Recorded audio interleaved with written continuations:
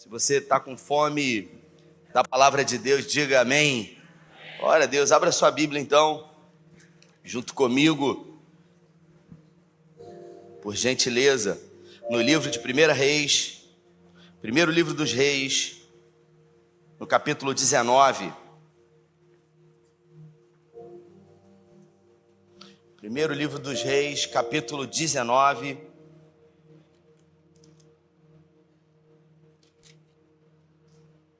Versículo 19, diz assim a minha tradução: Então Elias saiu de lá e encontrou Eliseu, filho de Safate. Ele estava arando a terra com 12 aparelhos de bois. Obrigado, minha irmã. E estava conduzindo a 12ª. Elias lançou a sua capa sobre ele. Eliseu deixou os bois e correu atrás de Elias. Deixa-me dar um beijo de despedida em meu pai e minha mãe, disse, e então irei contigo. Vá e volte, respondeu Elias. Lembre-se do que eu lhe fiz. E Eliseu voltou e apanhou o seu aparelho de bois, matou os animais, queimou os equipamentos de arar e fez a carne cozida e deu ao povo, e eles comeram, e depois partiu com Elias, tornando-se o seu auxiliar. Feche os seus olhos. Pai, essa é a tua palavra, e uma vez mais em graça pedimos que o Senhor fale conosco, que o Senhor tenha liberdade aqui na nossa mente e no nosso coração, que ao sermos expostos à tua palavra, que é poderosa e viva, possamos sair daqui melhores do que entramos. Nós não temos, Senhor, como sair de uma forma diferente de casa. Nós não temos como voltar atrás e sairmos diferente de onde nós viemos, mas nós temos o poder de sairmos daqui diferentes a partir de agora. É o que nós te pedimos em nome de Jesus. Bom, queridos, na nossa conversa de hoje, eu gostaria de falar sobre legado. E eu gosto muito de falar, de ministrar sobre legado, porque para mim legado é um tesouro, pastor Fabiano. Legado é aquilo que estará eternamente vivo em memória das pessoas que você tocou, que de alguma forma você impactou, que de alguma forma atravessaram pela sua história, porque viver é estar se relacionando com pessoas, viver é de alguma forma estar em encontros com pessoas, e existem encontros na vida, Samuel, que curam, mas existem encontros que adoecem também, Juliano, e nós entendemos que dependendo do tipo de encontro que nós decidimos proporcionar na vida das pessoas, nós vamos curar, nós vamos depositar ou nós vamos ferir. E eu queria começar perguntando para você, que Deus dê você muitos anos de vida, mas no dia da sua morte, o que as pessoas dirão sobre você? Leozinho, que Deus dê a você muitos anos de vida, mas no dia da sua morte, o que os seus filhos dirão sobre você? Eles dirão, o meu pai foi... pontinho, pontinho, pontinho. O meu pai foi alguém... A minha mãe foi alguém que... A minha mãe foi uma mulher... No dia da minha partida e da sua partida, o que as pessoas dirão sobre nós? Eu fiz um velório há algum tempo atrás e por ofício estou sempre me relacionando com a morte. E ao estar nesse velório não conhecia a família, alguém da igreja que me convidou, e quando tenho agenda livre eu sempre vou. Quando eu não tenho eu peço para Glaudinho ir. E quando eu cheguei naquele velório tinha muito pouca gente, uma família de outra cidade que acabou sendo enterrada em Cabo Frio, uma senhora já de bastante idade, estava ali a sua filha, a sua única filha, os netos e alguns vizinhos, poucos vizinhos. E quando eu cheguei naquele lugar, a primeira coisa que eu perguntei foi para a pessoa que me convidou: essa senhora, ela conhecia Jesus? Sim, uma mulher de Deus. Ela, por muitos anos, levou pessoas ao evangelho, as crianças da rua. Ela evangelizava e ela levava na igreja. E eu, como sempre faço, dei uma palavra, porque pastor, Robinho, não tem resposta para tudo. Tem perguntas que as pessoas me fazem que eu não tenho resposta, Alessandra, mas eu posso responder tudo. Se a pessoa tem falta de sabedoria, eu mando ela ler o Salmo 1. Se a pessoa está doente, eu posso ler o Salmo 27. Se a pessoa está ansiosa, eu posso ler o Salmo 40. Então, na verdade, eu tenho de cabeça muitos textos bíblicos que podem, de alguma forma, me eximar da responsabilidade de responder algumas coisas. Mas nem sempre a gente tem todas as respostas. E eu ali disse: olha, tendo completado o seu ministério na terra, voltou para casa. Uma passagem bíblica que normalmente os pastores utilizam no momento de velório. E eu usei essa palavra. E aí, depois de trazer um contexto dizendo que a vida não acaba após a morte, pelo contrário, ela se inicia, porque nós acreditamos numa vida além dessa. Eu, depois de trazer todo aquele contexto, disse: agora, nós estamos diante da morte, algo natural, mas não aceitável para todo ser humano, e eu queria dar a oportunidade de alguém dizer alguma palavra. Eu sempre faço isso. Você que está aqui agora e quiser falar alguma coisa, e a filha foi a primeira, marquei, uma senhora também. Ela disse: bom, todos sabem que o meu relacionamento com ela nunca foi bom. A gente teve muitas diferenças, mas ela sempre amou demais os meus filhos. Adoeceu, eu cuidei dela até o final. Chorou, outra pessoa começou a falar, e eu falei: para que eu fui perguntar? A gente acaba percebendo que talvez nem sempre nós seremos lembrados como alguém que marcou positivamente a vida das pessoas. A Bíblia fala sobre um rei chamado Jeorão, que ele morreu e ele sequer foi lembrado depois da sua morte. Ele sequer foi lembrado. Ele não foi enterrado no cemitério dos reis, e ninguém lamentou a sua morte. Todos os reis, já teve gente muito ruim, gente. Tem um rei chamado Manassés, que foi o pior rei de todos. O rei Manassés, ele sacrificou os seus filhos no fogo. O profeta Isaías, messiânico, ele foi cerrado ao meio vivo a mando de Manassés. Ele mandou matar o profeta Isaías. Mas Jeorão, quando ele morreu, ninguém lamentou a sua morte. O que as pessoas dirão no dia da sua partida? Pergunta para a pessoa que está do seu lado. Pergunta: o que as pessoas dirão no dia em que você partir? Pergunta aí. Tem uma história, Leozinho, de um velório, Tiago, que estava muita gente nesse velório. Estava todo mundo lá no velório. E aí, de repente, Juliano, a viúva e o filho do lado. E aí vinha uma pessoa, olhava para o caixão e falava assim: trabalhei 25 anos com esse cara na empresa. 25 anos. Pessoa incrível, maravilhosa. 25 anos, um amigo de verdade. E aí vinha outra pessoa: esse aqui, um companheiro para a vida inteira. Alguém que nunca me deixou só. Todas as vezes que eu precisava, eu ligava para ele. E aí vinha um primo e dizia: fulano, a gente brincou muito junto. Uma pessoa extraordinária, uma pessoa que se doava para os outros, uma pessoa que fazia tudo para todo mundo, uma pessoa que tinha um coração muito grande. A viúva olhou para o filho e falou: meu filho, Dá uma olhada, vê se é seu pai lá, que a gente está no velório errado. Seu pai não é isso. Ele não é essa pessoa.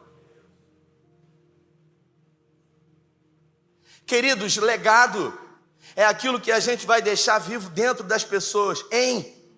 Herança é aquilo que a gente deixa em vida. E curiosamente, dessa vida, Glautinho, dessa vida, você sabe o que você vai levar? Você só vai levar dessa vida aquilo que de alguma forma você compartilhar. Alexandre o Grande, quando morreu, ele era rico, ele era poderoso e ele era famoso. Tinha uma história que quando Alexandre o Grande morreu, ele deixou escritos para que 3 coisas acontecessem. A primeira, as mãos dele ficassem para o lado de fora do caixão. Sabe para quê? Para que todo mundo visse que ele não levou nada para a morte. A segunda coisa que ele pediu era que os médicos carregassem o corpo dele, para que todos soubessem que mesmo os melhores médicos da época nada puderam fazer. A terceira eu esqueci. Depois você vê na internet aí. Não está no esboço. Como diz meu amigo Faustão, quem sabe faz ao vivo, né? E a gente acaba percebendo, queridos, que é nos dada a oportunidade de escrever uma história, de marcar afetivamente a vida das pessoas. Ouvi um relato de um pai que estava brincando com um filho, e eles estavam brincando ali e se divertindo, e a mãe, quando entrou, ela disse: o que vocês estão fazendo? E o pai poderia dizer: nós estamos brincando de carrinho. O pai disse: nós estamos eternizando memórias afetivas. Leozinho está ali, meu líder. Levanta a mão, Leozinho, para todo mundo ver. O cara que Deus usou, poderia ter sido você, mas Deus usou ele para acreditar em mim, para me libertar de uma vida terrível. E o outro é Flavinho, que foi o meu pastor, e hoje eu sou o pastor dele. Olha o que o evangelho faz. O cara que estendeu a mão para mim há 30 anos atrás, eu acho que até mais. Hoje eu sou pastor dele. Eu assisti um podcast do filho do Flavinho, como é que é o nome dele? Pedro Quintanilha. E o Pedro, ele disse, num podcast, mora em São Paulo ele, o Pedro, ele disse: eu conheci Jesus, não foi na igreja. Eu conheci Jesus na minha casa. Eu conheci Jesus através do meu pai. Porque eu descia as escadas da casa onde a gente morava e eu via o meu pai de joelhos, orando, com a cara no pó. E eu vi que o meu pai foi um homem de oração. Eu conheci a Bíblia em casa, porque eu via o meu pai lendo e se relacionando com o Senhor no secreto. O nome disso é legado, queridos. Que legado eu tenho construído? O que eu tenho escrito que ficará eternizado na vida de Mirela e na vida de Tito? O que o Tito vai dizer sobre mim quando eu não estiver mais aqui? E aí a gente pega, Sérgio, esse texto aqui, que fala sobre o chamado de Eliseu. Para você entender, Eliseu, ele sucedeu Elias. E Elias foi o maior. Ele foi o quê? Ele foi o quê, gente? Ele foi o maior profeta do Antigo Testamento. Ele foi o maior. Você imagina quando a gente fala sobre o maior? Moisés foi o maior líder do Antigo Testamento. Paulo foi o maior evangelista. Jesus, ele não é ranqueado, ele está acima de tudo, para você entender. Paulo foi o maior evangelista. Elias foi o maior profeta. Eliseu sucedeu Elias, fez mais feitos do que ele, mas não se igualou a ele. Davi foi o melhor rei que a nação de Israel teve. Pessoas que foram colocadas numa posição extraordinária. E por quê? Porque eram pessoas incomuns? Não. Porque eram pessoas que de alguma forma fizeram coisas que poucos fizeram. Havia 3 anos de seca, porque Elias disse que sobre a sua palavra não ia chover. Ele falou: a partir de agora, não vai chover até que eu fale. E 3 anos de seca.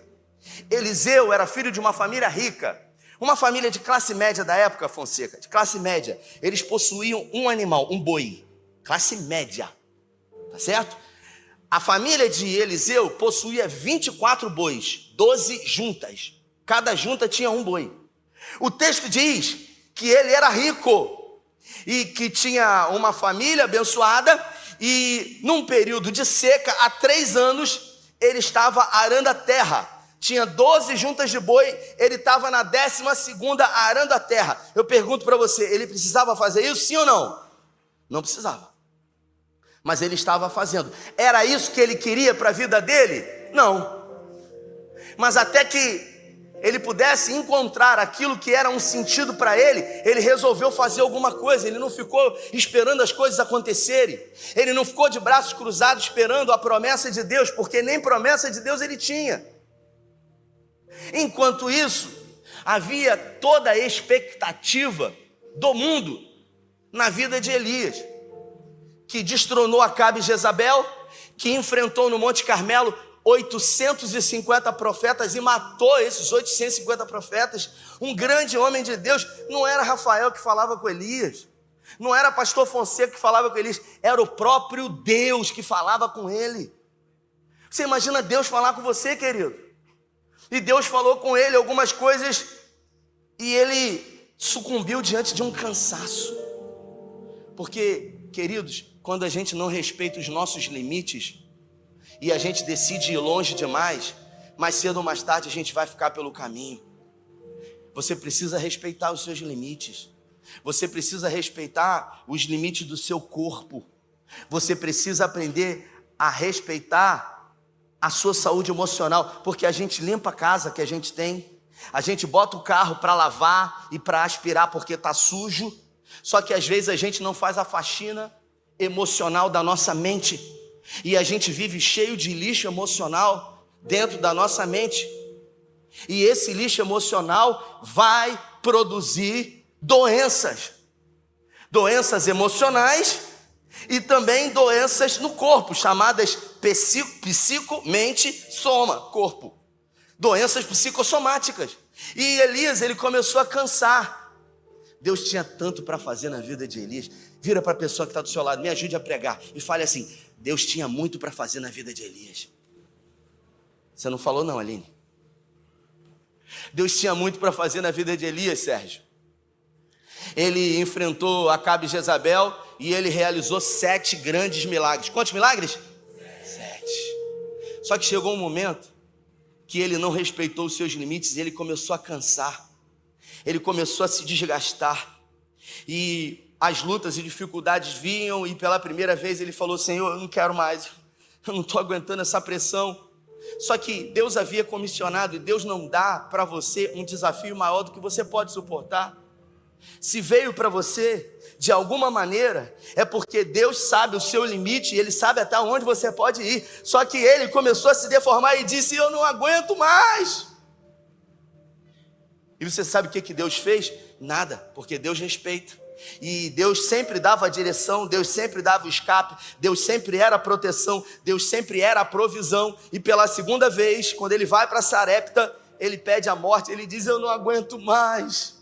Eu não quero mais isso. E pela terceira vez ele diz para o Senhor, eu não quero mais. E Deus então decide respeitar a vontade dele. Eu quero parafrasear Deus dizendo, meu filho, tinha um legado tão grande para ser realizado na sua vida, mas eu entendo você e respeito a sua decisão. E Deus disse para ele, volta, unja Jeú como rei, Azael em Samaria, se eu não me engano, e agora você vai passar a sua capa sobre Eliseu. Ele vai ser o seu substituto. Eliseu estava arando a terra, queridos, num tempo de seca, 3 anos sem chover, e o cara acreditando. Sabe quando você acredita, mesmo quando todo mundo decide não acreditar mais? Era Eliseu. Sabe quando você decide ter atitude, no momento onde ninguém mais tem atitude? Ele estava arando a terra, que estava seca há 3 anos. Ele acreditou, queridos. Aqueles bois magros com a costela, tudo para fora, e ele arando a terra. E de repente, quando Eliseu avistou Elias, ele sabia quem era Elias, porque Elias era o maior profeta e a fama dele havia percorrido toda a Judéia. Eliseu simplesmente estava arando a terra, Elias passou, pegou a sua capa, lançou sobre ele, Max, e não falou mais nada. E saiu andando.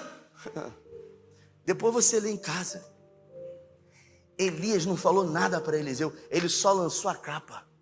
Só que Eliseu já aguardava que alguma coisa acontecesse na vida dele para tirar ele daquele lugar. Não era aquilo que ele queria para a vida dele, mas enquanto aquilo que poderia acontecer de diferente não acontecia, Elias, o William, ele decidiu fazer alguma coisa, estar em movimento.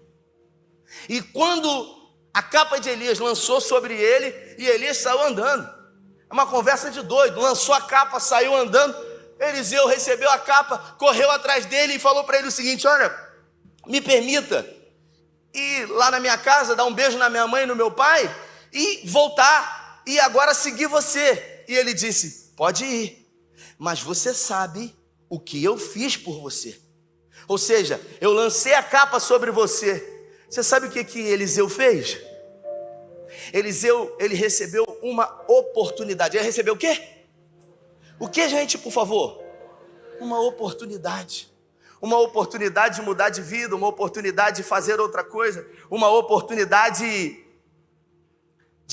de alguma forma não estar na vida que ele estava. E ele disse: permita ir lá conversar com meu pai e com a minha mãe. E Elias falou: vai, mas você já sabe, né? O que eu fiz por você. E ele foi, e ele pegou os 2 bois que eram dele, ele pegou aqueles aparelhos e ele fez uma fogueira, e ele fez um churrasco. Você sabe o que isso quer dizer?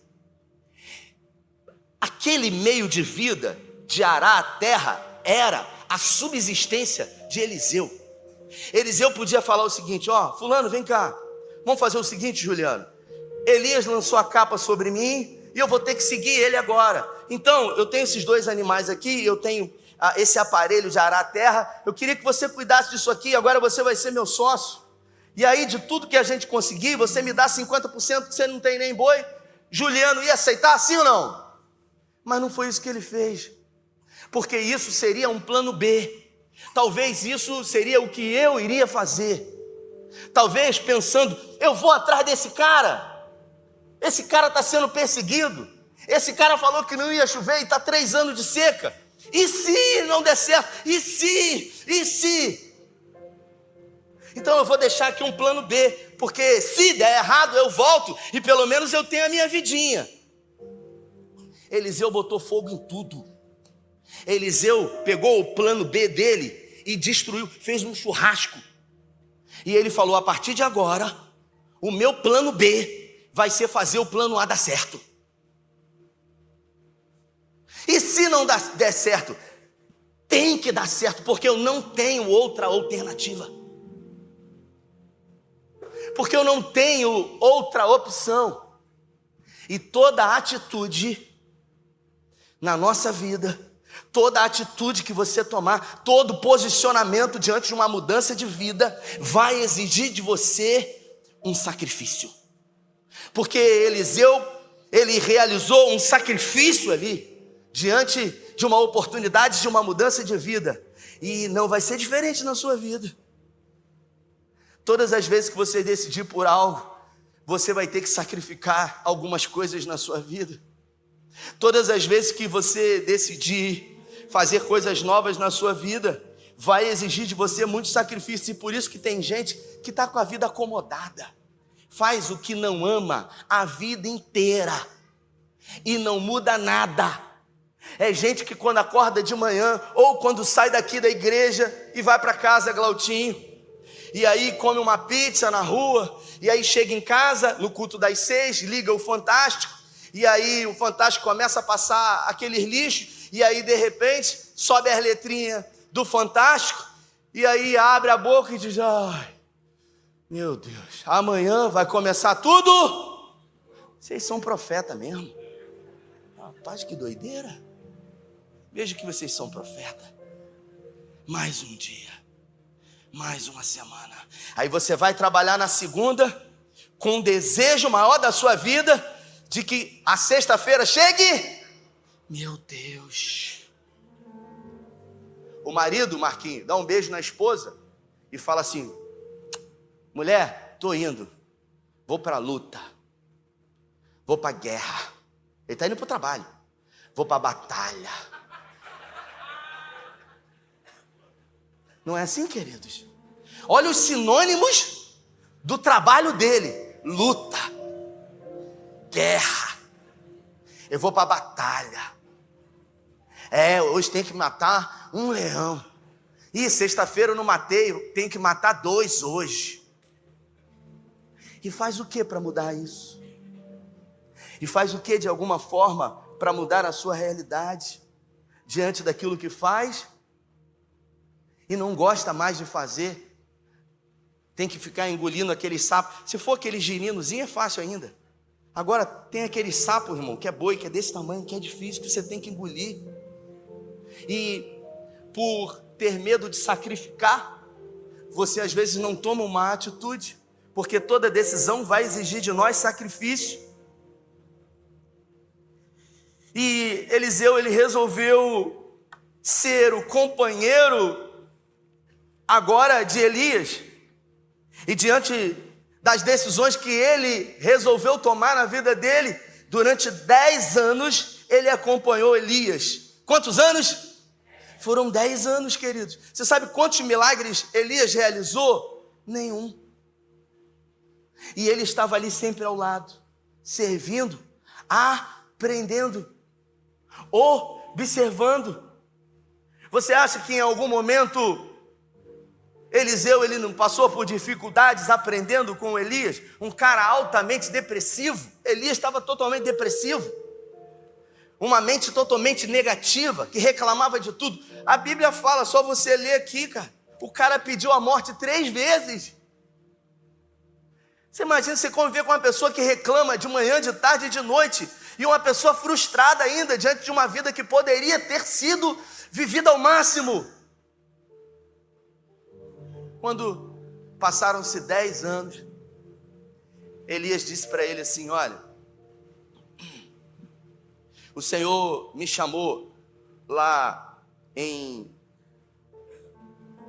Samaria, então fica aqui, Elias, que eu vou em Samaria porque o Senhor me chamou. Aí Elias falou: não, eu juro pelo nome do Senhor, eu não vou largar você. Eu estou há 10 anos aqui, eu tenho um propósito nisso. Não, eu vou contigo. E aí Elias não falou nada, foi. Aí ele falou o seguinte: olha, fica aqui que o Senhor me chamou, mandou eu ir a Jericó, e eu vou dar um pulo em Jericó. Eliseu falou assim: não, eu não sei o que vai acontecer na minha vida, mas eu sei aquilo que eu não quero. E com isso eu aprendo que talvez na sua vida você até não saiba aquilo que você quer, mas é importante você saber aquilo que você não quer para a sua vida. Se você não quer aquilo que você faz, e você nem sabe aquilo que você possa querer ou fazer, lute. Saia dessa posição. Acredite em você. Porque às vezes a gente tem dificuldade de acreditar na gente. Pô, Rafael, mas eu tenho 45 anos, eu não sou mais um menino. Pois é, a história de Davi começou com 17. Pois é, Davi tinha 17. A história de José começou com 17 anos. Mas a história de Josué começou com 40 anos. Mas eu não tenho 40. A história de Moisés começou com 80 anos. Aí você diz o que agora? 80 anos. A minha mãe dizia para mim que nessa vida, Juliano, quem é bom em desculpa não é bom em mais nada. E tem gente que é especialista em dar desculpa, Carlinha. Não, é porque você não sabe. É porque aqui, ali. A vida é como uma partida de futebol. Sabe, uma partida de futebol, Robinho? E a partida de futebol, Darlington, que gosta de futebol, cadê ele? Tá aí atrás, né? Levanta a mão aí, Darliton. Darliton tá lá atrás das câmeras para eu não chamar ele. Você é flamenguista doente, gente. Sangue de Jesus tem poder. Próximo a nós, a sua inscrição está garantida. Um encontro de cura e libertação. Você imagina, a nossa vida é como um jogo de futebol, Cíntia. E o jogo de futebol é dividido. As pessoas que jogam na parte da frente do campo, que são os atacantes, e as pessoas que jogam na parte de trás, que fazem parte da defesa. O pessoal da defesa, eles estão sempre numa posição passiva, aguardando o ataque. Então eles estão sempre sendo reativos. Quando o ataque vem, eles se posicionam. Então são pessoas reativas, que sempre estão aguardando para de alguma forma tomarem uma atitude. Quem fica no ataque, quem faz parte do ataque, não é reativo, é proativo. Está sempre em ação, em movimento, projetando. E o atacante, ele sempre tem que ter mais de uma opção de jogada na sua vida. Em qual posição você está? Naquele que é reativo, você está sempre esperando, ou você é proativo, faz parte do ataque?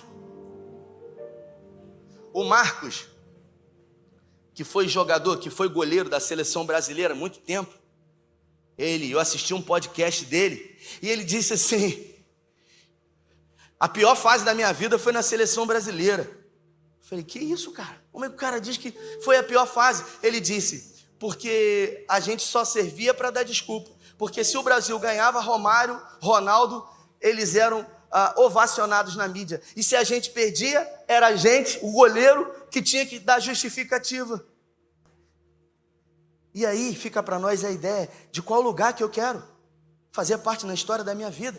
Rafael, mas eu não sei o que fazer, eu não tenho talento, eu não... Observe que são sempre justificativas que nós vamos dar. E o texto diz que quando se passaram 10 anos, 10 anos se passaram, queridos. E ele disse, olha, eu vou ter que ir no Rio Jordão pela 3ª vez e fica aqui. E Eliseu falou para ele, olha só, deixa eu te falar uma coisa. Não sei se você já entendeu. Eu larguei tudo para trás. Eu não tenho mais para onde voltar. O Morada escreveu essa música. Eu cortei as relações com o meu passado. Eu saí do lugar onde eu estava. Jesus poucos milagres fez em Nazaré. Na vida, para algumas coisas acontecerem na nossa vida, nós vamos precisar abrir mão de algumas relações. Nós vamos precisar abrir mão de alguns lugares. Para aquilo que Deus irá fazer na nossa vida, nós vamos precisar decidir abrir mão de algumas coisas, de algumas pessoas, de algumas relações. E Elias disse para ele, fica aqui. Ele falou, eu não vou ficar. E Eliseu falou, eu vou contigo. E eles foram atravessar, e tinha a turma dos filhos dos profetas, que tudo ficavam zoando Eliseu, dizendo, você sabe que ele já está velho, né? Ó, chegou a hora, ele vai meter o pé e você vai ficar sozinho. Todas as vezes que você se levanta para algum tipo de mudança na sua vida, você vai encontrar oposição. Oposição vai fazer parte, queridos. E às vezes a oposição se levanta, como Neemias, que estava fazendo a vontade de Deus de reconstruir os muros, e Sanbalat e Tobias se levantaram. E ele poderia dizer, eu acho que é um sinal. É o pessoal místico. É aquele pessoal que é místico. São os crentes que acreditam nessas coisas. Eu falei domingo passado.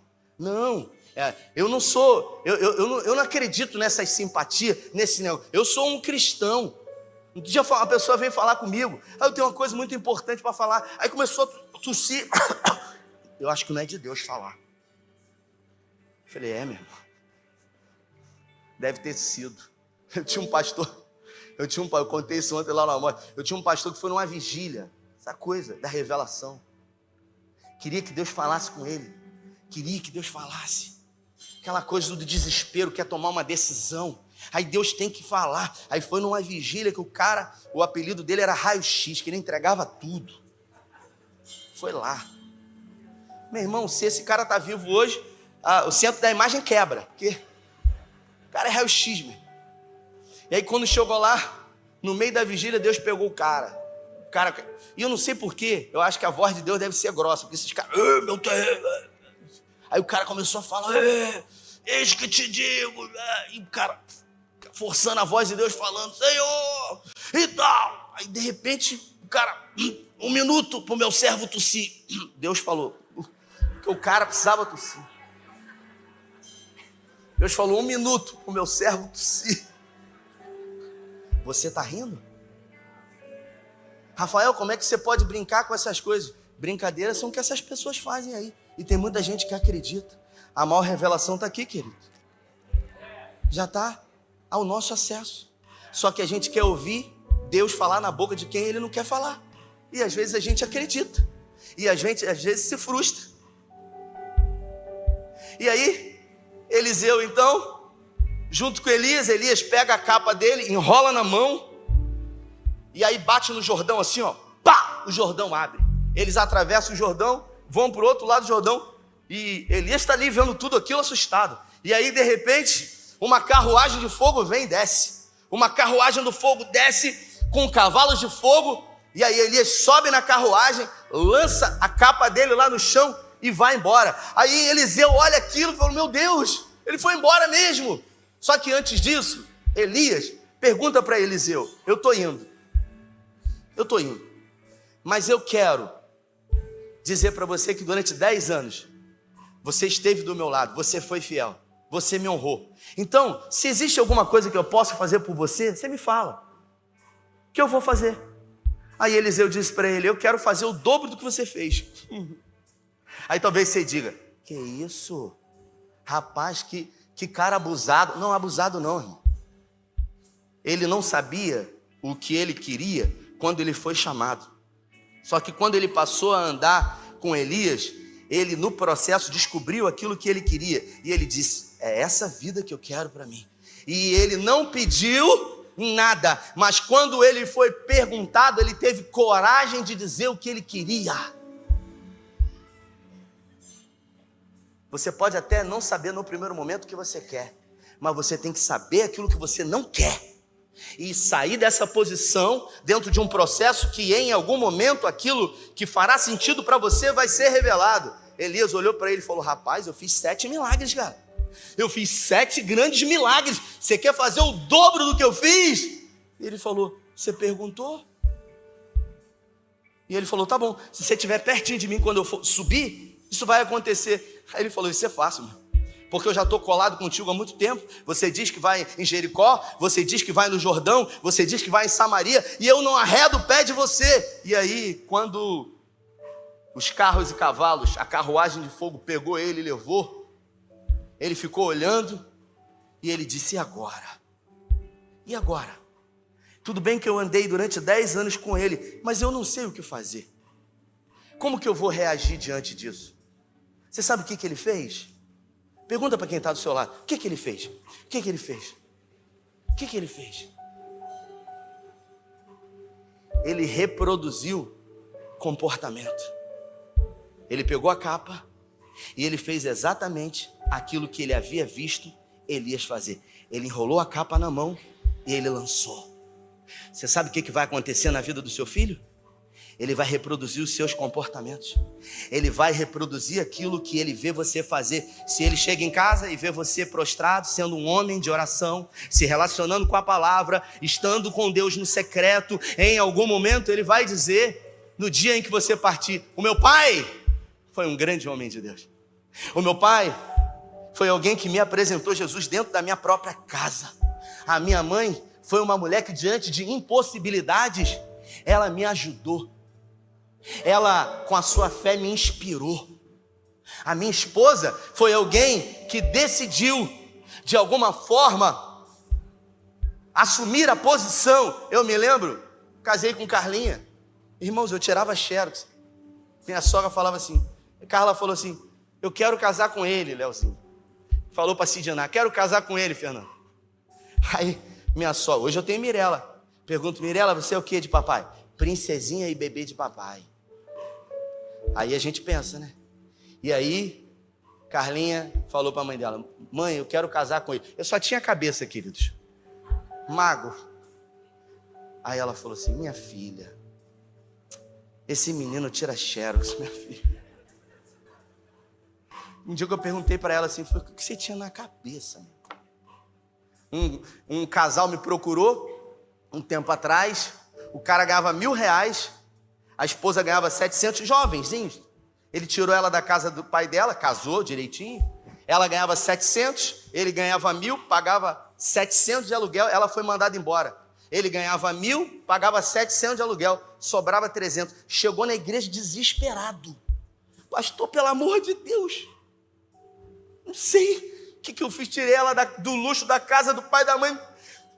Que doideira, pastor, eu estou sem dormir. E aí, nesse momento, o pastor, que tem resposta para tudo, né, que vocês acham, eu, na hora, levantei a cabeça, vem aqui amanhã com ela. Vem aqui amanhã, traz aqui ela aqui, nós vamos orar. Quando o cara saiu, eu falei, sangue de Jesus tem poder. Falei, meu Deus do céu, essa menina é maluca. Não pode. O que ela tem na cabeça? Fui para casa. Estou em casa, isso tem muitos anos já. Estou em casa, tomando um café. Tá a Carlinha comigo. Falei, Carla, deixa eu fazer uma pergunta. O que você tinha na cabeça, cara? Você decidiu casar comigo? Você tinha na cabeça? Não tinha nada. Nada, perspectiva nenhuma, nada. Fala para mim, cara. Ela falou assim, Rafael, eu não pensei em nada. Eu vi Deus na sua vida e eu acreditei em você. Eu falei, é isso. Um casal entrou. Você vê Deus na vida dele? Você confia nele? Então Deus está nesse negócio. Estou morando nos Estados Unidos lá, tem empresa lá também. Porque é isso que Deus faz. É suficiente temer ao Senhor, ter caráter e confiança. Chegou um momento da nossa vida que a gente decidiu comprar uma casa, a gente decidiu comprar um terreno. E eu estava vivendo um momento bom, não era pastor financeiro na minha vida. E a gente escolheu um terreno aqui no Braga. Eu comprei ele fracionado, uma fração com o irmão da minha mãe. E a gente parcelou pela Caixa. A menina da Caixa falou assim, 30 anos passa rápido. Eu acreditei. Tem doideira que a gente faz. E eu fiz uma prestação alta na época, porque condizia com a minha realidade financeira. Eu tinha empresas, representações. Só que as fases da vida vêm, e teve um momento de uma fase muito difícil da nossa vida, que o negócio começou a apertar muito, queridos. E eu comecei a passar dificuldade para pagar, e eu falei, cara, esse mês não vai ter como. E quando chegou nesse mês, eu fiquei mal, e eu comecei a ficar diferente com Carla, porque eu estava muito preocupado, e Carla falou assim para mim, Rafael, o que está acontecendo com você? E aí eu, como todo homem, falei, nada não. Não é nada. E ela não tinha bola de cristal, vai adivinhar como? Eu falei, não é nada, deixa que eu resolvo. E eu pensava, eu vou resolver tudo isso. Está no controle. O barco afundando. Até que a gente começou a se arranhar dentro de casa. Ela falou, cara, você está estranho. O que está acontecendo, rapaz? E um dia ela estava lavando louça. Eu estava sentado, tomando café. E quando a gente tem um problema, a primeira coisa que a gente quer é achar Vocês são profeta mesmo, hein? Rapaz, é um culpado. E eu botei a mão no rosto. Falei, pensei, não falei. Aonde que Carla estava com a cabeça de me deixar fazer essa prestação alta? A culpa é? Mas eu não falei. Aí eu falei assim, Carla, eu estou muito preocupado. Estou muito preocupado, Carla.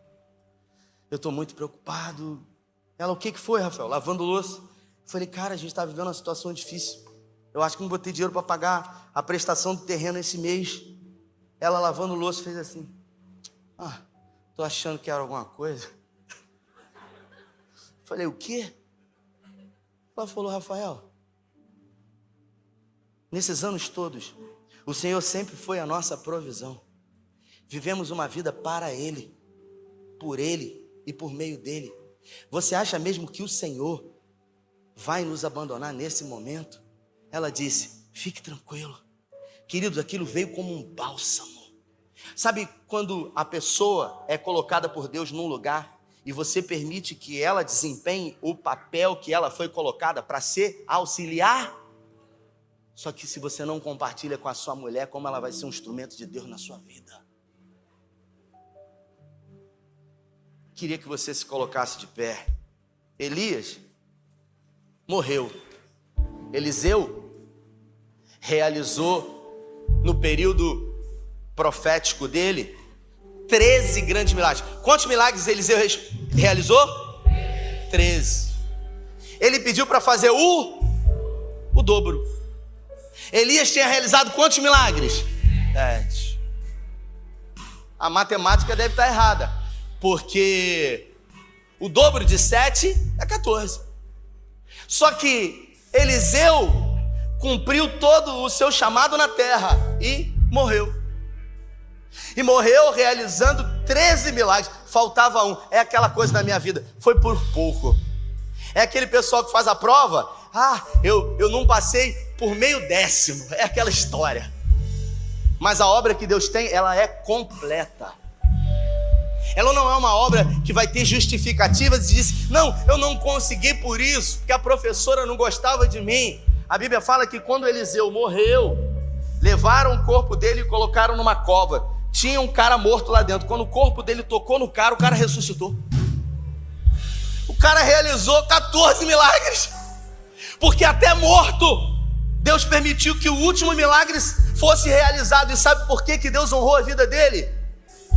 Porque ele tomou uma posição diante daquilo que ele não queria. E no meio do processo ele descobriu aquilo que ele queria. Para finalizar, Josué. Moisés morreu, Josué, Deus fala para Josué: aonde você pisar a planta dos seus pés, você vai conquistar. Alguns anos depois, Josué está velho e Deus fala para ele: Josué, você conquistou muita terra, mas ainda tem muita terra a ser conquistada. Você sabe o que eu aprendo com isso? Que Josué podia ter feito muito mais, mas ele não fez. Sabe por quê? Porque ele não se organizou. E você? Qual é o legado que as pessoas vão dizer no dia da sua partida? O que as pessoas vão dizer sobre você? O que os seus filhos vão testemunhar sobre você? A minha relação com ela nunca foi boa. Todos sempre souberam disso. Feche os seus olhos. Nós vamos orar. E eu creio que Deus colocou essa palavra no meu coração, porque Ele sabia que você estaria aqui hoje. Eu não vou chamar ninguém à frente hoje, mas no seu lugar, de olhos fechados, eu quero orar com você. E se essa palavra fez sentido para você, e se de alguma forma você entende que está no meio de um processo de um legado sendo construído, e quem sabe, você se deformou, porque você permitiu, assim como Elias, que as crises do lado de fora afetassem aquilo que estava do lado de dentro. E Deus poderia fazer até muito mais com você, mas diante das crises você hoje decidiu recuar. Você decidiu de alguma forma não avançar. Toda atitude vai exigir de nós sacrifício. E se você quer nessa noite, a partir de hoje, que algo aconteça novo na sua vida, eu quero orar com você. Eu não vou chamar à frente, mas eu queria que você fizesse um sinal para o Senhor, no seu lugar mesmo, levantando suas duas mãos aos céus em sinal de rendição. Pai, é no nome de Jesus que eu quero orar. Onde houver uma mão erguida aos céus, eu declaro profeticamente que um legado será escrito, que um novo tempo a partir de agora possa ser revelado. Eu declaro que o Senhor dê muitos anos de vida a esse homem e a essa mulher, mas no dia da partida, os filhos vão dizer: o meu pai foi um grande homem de Deus, O meu pai foi alguém que me apresentou Jesus. Eu conheci Jesus em casa, na vida do meu pai. O meu pai foi um homem de oração. O meu pai foi um homem de estar no lugar secreto. A minha mãe foi uma mulher sábia. A minha mãe foi uma grande mulher de Deus. A minha mãe foi uma mulher de fé. A minha mãe me ensinou tudo sobre um posicionamento enquanto uma mulher de Deus. A minha mãe me ensinou e colocou um depósito rico dentro de mim. Eu quero declarar profeticamente que assim será o seu legado. Os seus filhos e os filhos dos seus filhos lembrarão de você como alguém que teve atitude, que se posicionou, que não negociou com o pecado, que não negociou princípios, que valorizou as pessoas ao invés das coisas. Eu declaro profeticamente na sua vida que tudo que o diabo tentou arquitetar, idealizar para matar, roubar e destruir, seja jogado por terra os inimigos de Deus na sua vida. Eu declaro profeticamente uma mente saudável. Todo complexo de inferioridade, toda baixa autoestima, todo sofisma, toda marca, toda crença limitadora que seja jogada por terra na sua vida, porque você nasceu para vencer em Cristo, e em Cristo você pode todas as coisas. Você pode até não saber o que você quer da sua vida, mas se hoje você decidir aquilo que você não quer mais e se posicionar, Deus dará a você a oportunidade de ir para lugares altos com Ele. Eu declaro profeticamente na sua vida um novo tempo, um soprar do Espírito Santo na sua vida. Guarda a nossa casa, Senhor, os nossos filhos, repreenda toda a ação do inferno sobre nós. E hoje, o primeiro dia da semana, seja para nós a oportunidade de colocar essa palavra em prática. Oramos com fé em nome do Pai, do Filho e do Espírito Santo. Se você recebe e crê, dê a melhor salva de palmas a Ele. Deus te abençoe, valeu!